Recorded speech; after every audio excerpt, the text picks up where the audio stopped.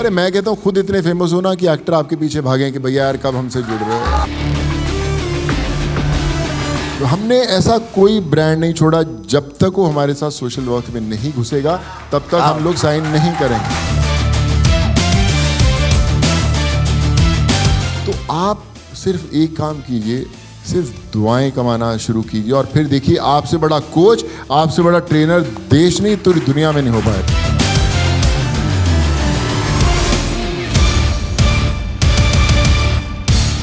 अभी जब मेरी स्नेहा भाई से मुलाकात हुई तो मैंने इनके बारे में सुना कि यार आप 26 साल से सिखा रहे हो। तो मैं क्या क्यों झूठ बोल रहे हो यार। तो 9 साल में हमें मतलब कुछ भी नहीं आता था यार, हमें पता ही नहीं करना क्या है, और तब इन्होंने ज़िंदगी शुरू करके 26 साल से सिखा रहे हैं यार। I mean you are a true hero man, I am so proud of you.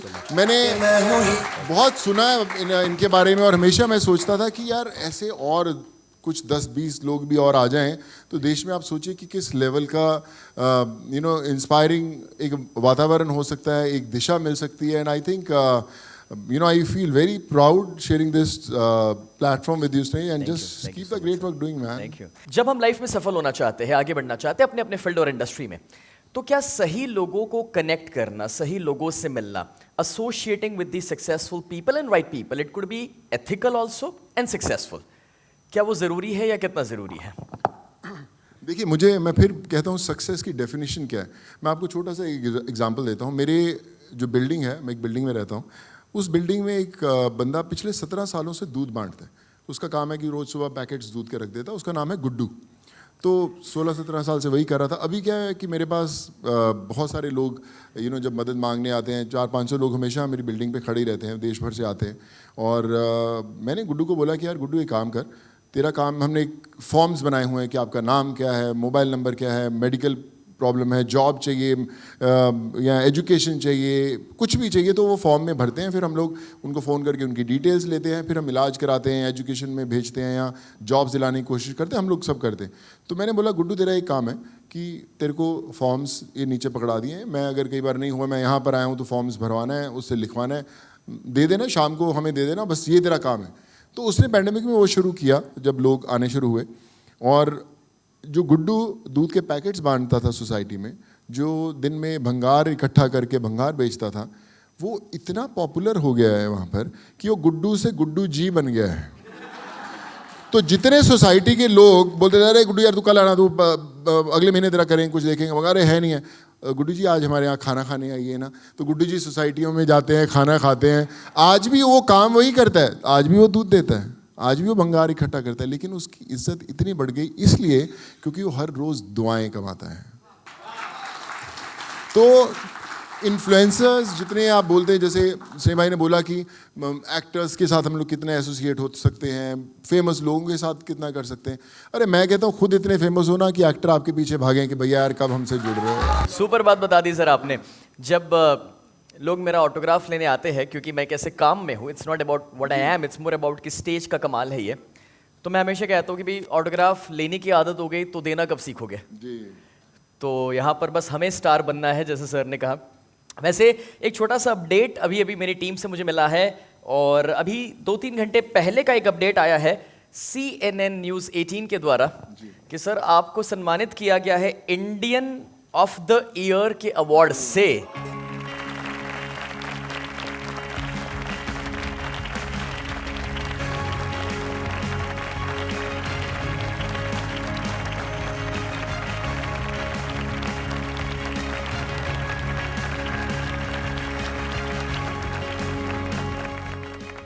Because you could have done the same thing with just money.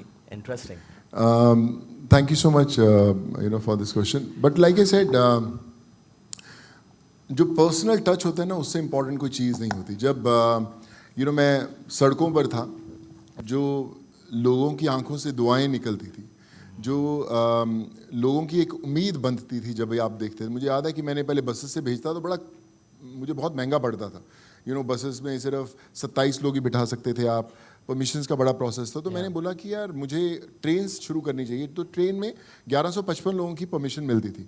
तो मैं सरकार के पास गया कि मैं मुझे ट्रेन शुरू करनी है। तो उस समय कुछ गवर्नमेंट्स का कुछ प्रॉब्लम चल रहा था, तो मुझे ट्रेन्स की परमिशन नहीं मिल रही। फिर मैं बहुत भागा दौड़ी, ऐसे कोई ब्यूरोक्रेट्स, ऐसे कोई ऑफिसर्स, ऐसे कोई डिपार्टमेंट्स नहीं छोड़े जहाँ पर मैं नहीं गया। तो मुश्किल कर करके खैर परमिशन मिली फाइनली।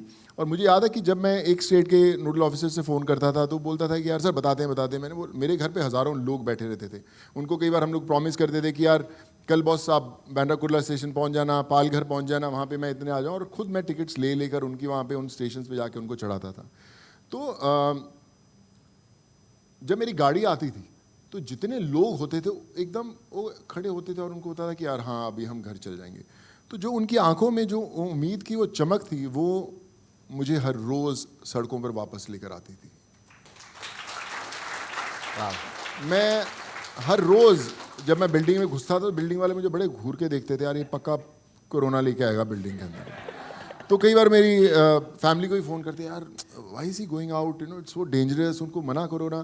सो जो मेरी वाइफ भी वो भी बोलती थी, यार सुनो तू मत वापस कल मत जाओ अभी। मैं कहने बस आज आखिरी ट्रेन भेज दूँ, कल नहीं जाऊँगा, और अगले दिन फिर मैं निकल जाता था।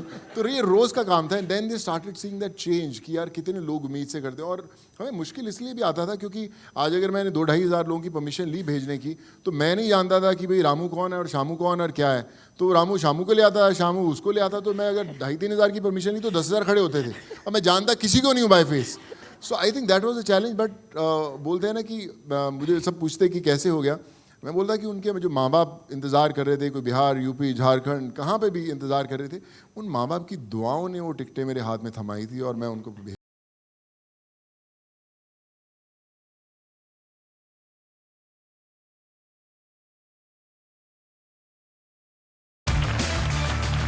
आपका जो विजन है और आप फ्यूचर इंडिया को जो देखते हैं, इंडिया एक सोने की चिड़िया हुआ करता था, हम बरसों से कहते हैं।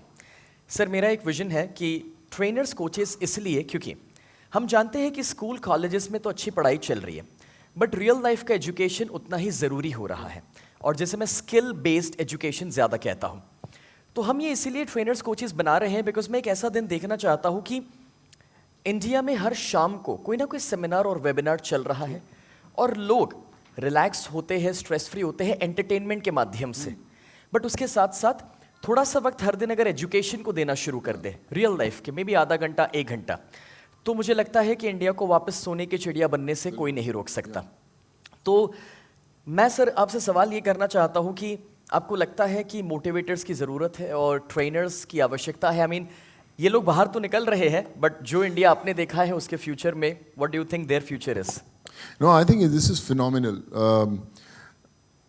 जिंदगियां बदलना एक बहुत कमाल का प्रोफेशन है।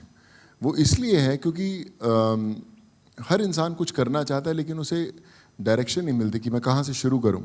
मेरे को बड़े सारे लोग जब मैं मदद कर रहा था तो बड़े बड़े एक्टर्स के फ़ोन आते थे कि यार सोनू बड़ा अच्छा काम कर रहा है बॉस, यार क्या करें, कैसे हम लोग जुड़ सकते हैं साथ में। तो मैं उनको बोलता था यार एक काम करो, मैं हर रोज़ लोगों को ऑक्सीजन पहुंचा रहे हैं, बेड्स दिला रहे हैं, तो तुम भी नंबर्स अपने मैं तुम्हारे देना शुरू करूँगा, तो फ़ोन लोगों को करना शुरू करो, भैया जो जहाँ फंसा हो उसको निकालना शुरू करो। वो बोलते थे यार कितना टाइम देना पड़ेगा? तो मैं क्या यार टाइम घड़ी तो बॉस बांध नहीं सकते, रात को आधी रात को भी फ़ोन आ सकता है, कभी भी आ सकता है, 24/7 वाला काम है। सो वो बोलते यार नहीं यार वो नहीं हो सकता, 1-2 घंटे टाइप्स नहीं मिल सकता क्या? सो मैं क्या यार वो नहीं मिल सकता बॉस, क्योंकि जब मदद करनी है तो फिर घड़ी हाथ में नहीं बांध सकते आप। स्नेह भाई ने जो बोला कि मोटिवेटर्स जो कोच हैं वो कैसे ज़िंदगी बदल सकते हैं, क्यों वो नया हिंदुस्तान बना सकते हैं, क्योंकि आप वो लोग हैं जो कर रहे थे उससे पटरी बदल के आपने बोला कि यार मैं ये भी करना चाहता हूँ। बिजनेसमैन थे, बिल्डर्स थे, डॉक्टर्स थे, एंटरप्रेन्योर्स थे। उसने बोला कि यार मैं अभी ज़िंदगी का पाठ पढ़ाना चाहता हूँ। हम लोग हमेशा स्कूल पूछते थे ज़िंदगी का पाठ कैसे सीखोगे? ज़िंदगी का पाठ ज़िंदगी सिखाती है, रिजेक्शन सिखाती हैं। जब आप निकलते हो आपको काम नहीं मिलता है, कामयाबी में समय लगता है, वो हर रोज़ जो सिखाता है वो किसी स्कूल या कॉलेज की किताब में नहीं सीखता। और आप लोगों ने जो सीखा है यहाँ से, जब आप जाकर आगे वो एजुकेशन के लिए लोगों को मोटिवेट करोगे, कोई लोग पढ़ने में उतने अच्छे नहीं होते, आप बोलते हैं यार पढ़ाई छोड़ तू ये कर सकता है, तो उसको अपनी नई दिशा मिलती है। सो आई फील कि you are the right building bricks that this country needs. हमेशा जो योगदान होता है, योगदान किसी भी चीज़ का हो सकता है, एक आइडिया का हो सकता है। एक आदमी को पता नहीं मुझे क्या करना, आप उसको एक आइडिया देते हैं कि बॉस यार ये करना है, और वो आपसे इंस्पायर होके देश बदल सकता है. So I feel this is a very, very powerful profession to be in.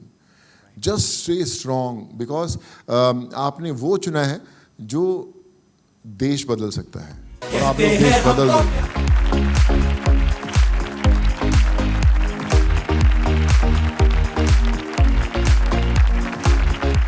मैं जिम कर रहा था एक टाइम और मुझे पेजर पे आया कि एक फिल्म का ऑफर है, आप करोगे तो फिल्म सिटी आ जाओ फटाफट. तो मैंने बाइक ली, मैं फिल्म सिटी पहुंच गया अपनी जिम छोड़कर. बीच में एक आध घंटा लगा मुझे पहुंचने में, और जब मैं पहुंचा वहाँ पे एक मूवी की शूटिंग चल रही थी, जो जोश पिक्चर बन रही थी. शाहरुख खान थे, ऐश्वर्या राय थे, सब लोग थे, उनकी शूटिंग चल रही थी. तो मैं पहुंचा तो जो कोऑर्डिनेटर था वो बोला कि अच्छा आप आइए वेट कीजिए, अभी बुलाते हैं. तो मैं बैठा रहा वहाँ पे आधा एक घंटा, बैठा एक घंटा. तो मैं शूटिंग देख रहा था, शाहरुख शूट कर रहा है, ऐश्वर्या राय शूट कर रही है, सब. तो मैं बड़ा खुश हो रहा था. मैं क्या यार पहुँच गए सही बॉस, ये पिक्चर ज़िंदगी बदल देगी अपनी, यार मज़ा आ जाएगा एकदम. पूरे सपने बना लिए मैं तो. मतलब एक आध घंटे के अंदर मैं बैठा आराम कर रहा था, कोई कुछ नहीं रहा था मुझे सेट पे, पर मैंने अपनी पूरी आगे की लाइफ सेट कर ली थी बैठे बैठे. तो एक डेढ़ घंटे बाद जब एक असिस्टेंट डायरेक्टर आई, फटाफट बोली, कोऑर्डिनेटर को बोली, अरे तुमने बुलाए थे, किधर है दैट एक्टर एंड ऑल. तो मैं बड़ा एकदम स्टाइल से उठा. तो जैसे उठा 15-20 और इधर उधर से उठ के निकल के आ गए. तो मैंने ना ये कहाँ से आ गए सब लोग यार. तो मुझे लगा, तो उन्होंने बोला हाँ प्लीज़ लाइन में खड़े हो जाइए लाइन में. तो मैं भी लाइन में खड़ा हो गया, और 5-10 इधर खड़े हुए, 10-15 इधर खड़े हुए. तो लड़की आई, आई थिंक 3rd या 4th असिस्टेंट डायरेक्टर होगी, आई. अच्छा कौन नहीं तुम नहीं. अरे यार we need that kind of a person, यार ये लोग नहीं चाहिए हम लोगों को. तो मैं क्या ये इसने क्या किया. हम तो जिम छोड़ के आया था, बाइक पे आया था, 1-1.5 घंटे में 2 घंटे मैंने अपना फ्यूचर बना लिया था. तो बोला ठीक है मैं कल कुछ और लोग भेजता हूँ. तो बोले so sorry sir, will let you know. तो मैं क्या यार अच्छा यार ये तो काम खराब हुआ. और थोड़े टाइम बाद मैंने, वो वीनस की पिक्चर थी, वीनस रिकॉर्ड्स वालों की पिक्चर थी, शाहरुख खान थे उसमें, ऐश्वर्या राय थे. थोड़े टाइम बाद मैंने ऐश्वर्या के साथ फिल्म की थी जोधा अकबर. शाहरुख खान ने एज प्रोड्यूसर्स मुझे साइन किया था हैप्पी न्यू ईयर के लिए, और मैंने वर्ल्ड टूर किए और हैप्पी न्यू ईयर की. और जो प्रोड्यूसर थे वीनस, जहाँ से वो मूवी बनी थी जूहू के अंदर, मैंने उनकी वो बिल्डिंग खरीदी. आज मेरा ऑफिस चलता.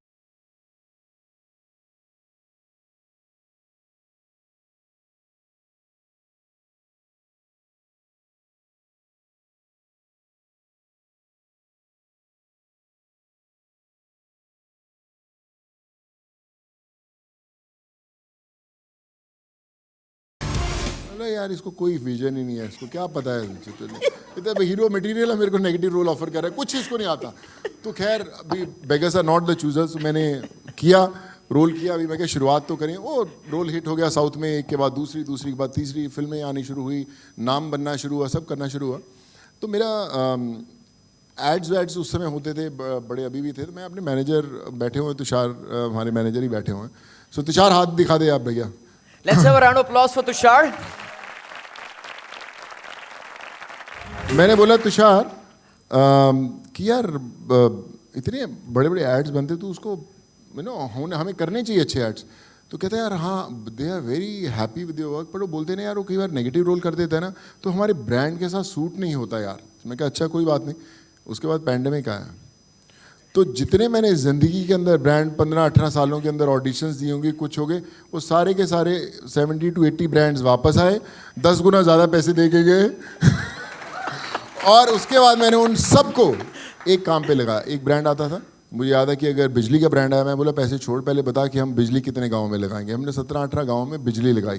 पेंट ब्रांड आया तो पेंट करवाया, स्टील ब्रांड आया तो ऑटो रिक्शा बांटे. हमने ऐसा कोई ब्रांड नहीं छोड़ा, जब तक वो हमारे साथ सोशल वर्क में नहीं घुसेगा तब तक हम लोग साइन नहीं करेंगे. तो पहली बार सिनेमा भाई, पहली बार वो कई बोलते थे यार कॉर्पोरेट, नहीं sir we are corporate, it's not allowed in us. तो मैं क्या नहीं करेंगे बॉस. तुम बताओ कि साथ में जुड़ के कैसे करोगे.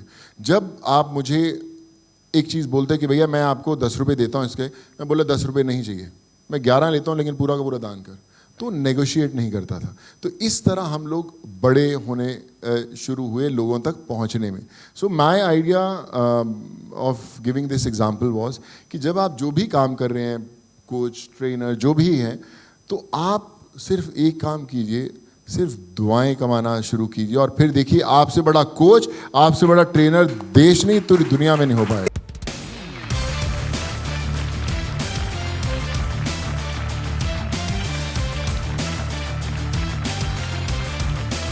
बड़े पर्दे पर हमेशा देखा था, पर्दे से बाहर आ चुके हैं, लेकिन बड़े पर्दे से भी बड़े इंसान को मिलना हुआ है।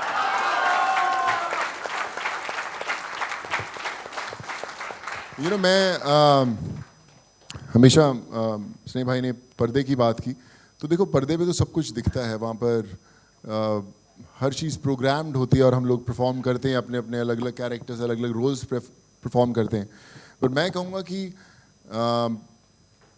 जो मुझे अभी रोल परफॉर्म करने का मौका मिला, ये मेरी ज़िंदगी का सबसे इम्पॉर्टेंट किरदार था। और मैं हमेशा बोलता हूँ कि ये जो फिल्म है ये ऊपर वाला डायरेक्ट कर रहा है, और मैं हमेशा हर रोज़ दुआ उनसे करता हूँ कि ये रोल चलता रहे, ये फिल्म चलती रहे और मैं ऐसे ही आप लोगों से जुड़ता रहूँ।